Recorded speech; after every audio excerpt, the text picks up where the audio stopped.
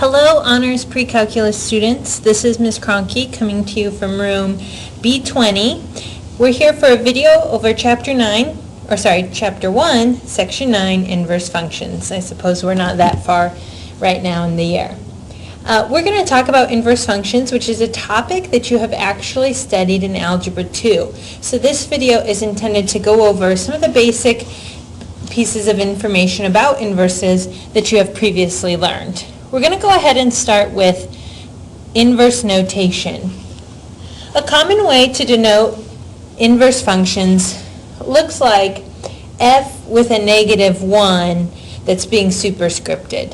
Don't confuse this with an exponent, which, as you know, would really mean we're talking about the reciprocal of f. That's not the case here. It really has no mathematical meaning other than to say this is not the original function, this is the inverse function. We're next going to talk about the definition of inverse functions. So when talking about the definition of inverse functions, there are a few things that we need to know. First of all, inverse functions are a pair of functions such that the domain of f of x is the range of f inverse of x. Going along with that idea, the range of f of x is now the domain of f inverse x. Commonly in Algebra 2, and we'll talk about this a little bit later, is the idea that we're switching x and y's to find our inverse. So that goes along with our domain and range. If the x and y switch from the original function to the inverse function, the domain of one becomes the range of the other, and vice versa.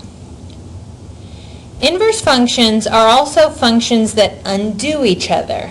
And when we say functions that undo each other, we mean if we do the compositions f of f inverse of x and the composition f inverse of f of x, we'll always end up with a value of x at the end, so that every other operation has been undone.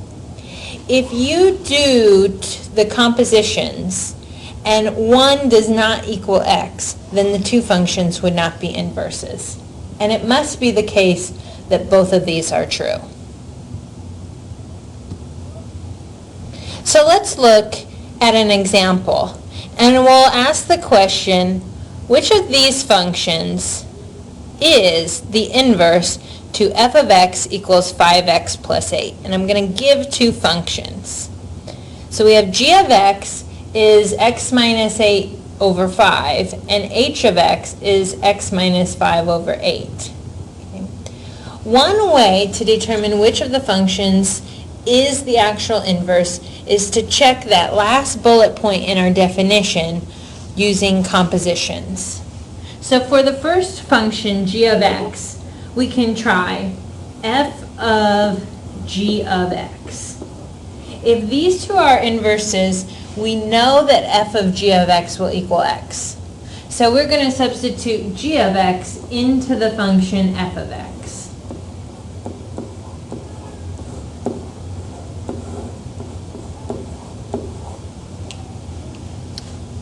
After substitution, we could see that 5 times x minus h over 5 will cancel out the 5's, and we'll be left with x minus 8 plus 8, which is just x.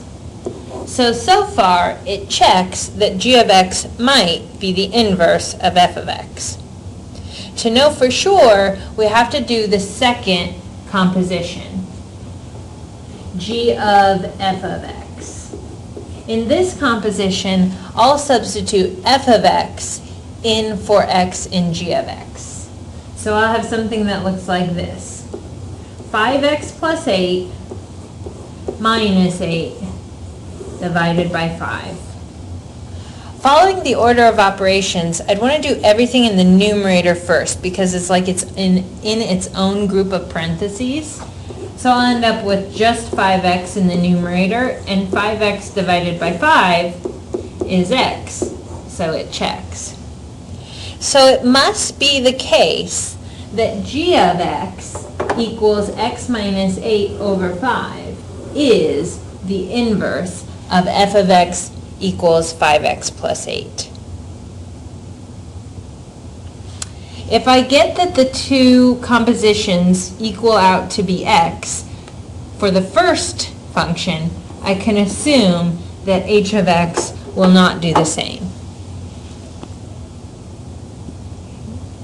Another topic that we'd like to talk about is the graphs of inverse functions. So things we need to know about the graphs of inverse functions are that if the point xy lies on the graph of f, then the point yx must lie on the graph of the inverse of f. The graph of the inverse of f will be a reflection of the graph of f in the line y equals x. Again, this ties back to that main idea from Algebra 2, where finding inverses, we switched x and y. Looking at the graph on the right, we have a function, y equals f of x. Looking at the function as it is, it looks to me like it might be part of the cubic function family. In relation to the parent graph for the cubic function, it might have a vertical shift of 1 and possibly some stretch or shrink to it. But what we want to do is we actually want to graph the inverse of this f of x function. In order to do that, I will select some points on that function and find the points that should exist on the inverse function. So one point that stands out to me is the point -4 and -6. If -4 and -6 is a graph on f of x, then interchanging the x and the y will produce a point that's on the graph of f inverse x. So on the graph of the f inverse, I should see the point -6, -4, and I'll go ahead and plot that point. Notice that if you draw a line connecting those 2 points, that line would be perpendicular to the line y equals x, which is our line of reflection, and each of those points is equal distance from that line. I'm going to pick another point, and this time I'll choose the point 0, 1, and interchange my x and y means that the point 1, 0 is also on my inverse. It looks like the graph might also pass through the point 4, 10. So I'll go ahead and plot 10, 4 for my inverse.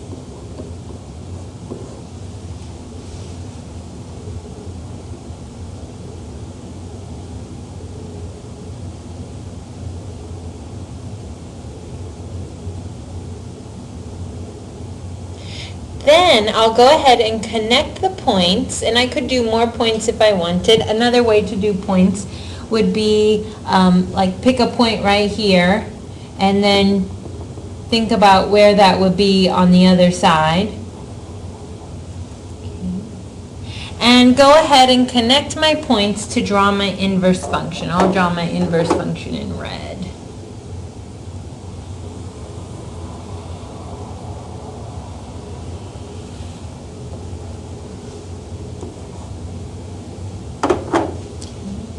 So this red graph is the graph of f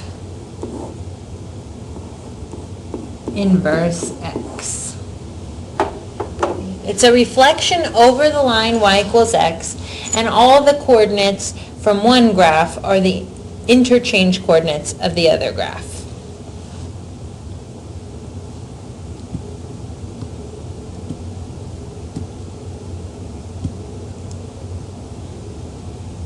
Last thing we want to discuss is how you can find inverse functions algebraically. There are a few steps to follow. We'll be working with functions that are written in function notation, so we want to start by replacing f of x with y. Once we replace f of x with y, we'll go ahead and switch our x and y. variables. Leave everything else where it is and only switch x and y. Next, solve for y. Replace y with f inverse x because you've created that inverse function. And possibly verify to make sure you have found the correct inverse function. Let's look at an example of finding an inverse function. We're going to find the inverse of f of x equals negative 4x minus 9. Following my steps, I'm going to replace the f of x with y, so I have y equals negative 4x minus 9.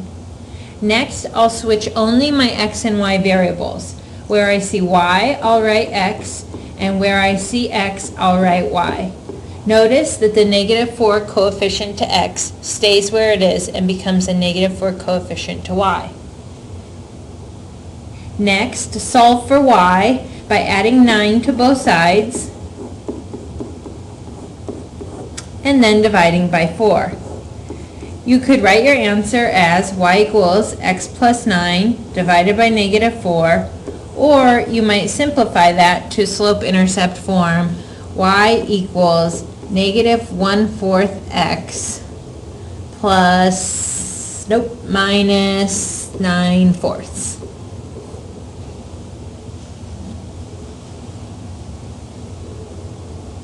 If I wanted to, I could verify that these are inverses of each other by doing a composition. Oh, I forgot one step, which is replacing y with f of x, or f inverse x. So I'll go ahead and do that really quickly.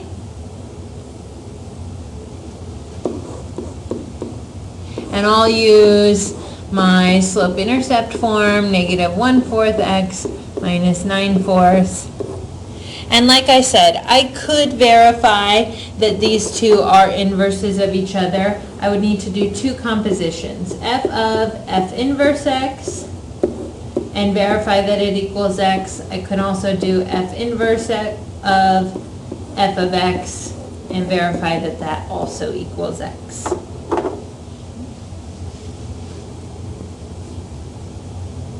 One other example would be to find the inverse of f of x equals x cubed minus 7. So again, follow the steps. Replace f of x with y. Y equals x cubed minus 7. Switch x and y. X equals y cubed minus 7. Solve for y. X plus 7 equals y cubed. And then take the cube root of both sides so that I'm left with y equals the cube root of x plus 7. Replace y with f inverse x, and I have my inverse function. Again, I can verify that these are actually inverses by doing a composition of functions.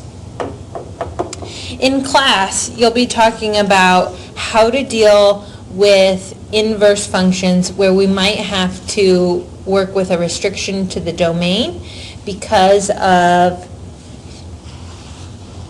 the horizontal line test, which we'll talk more about in class later. If you'd like more practice or other examples, you can go to larsonprecalculus.com and visit Chapter 1, Section 9, Examples 1 through 3, and also Example 7.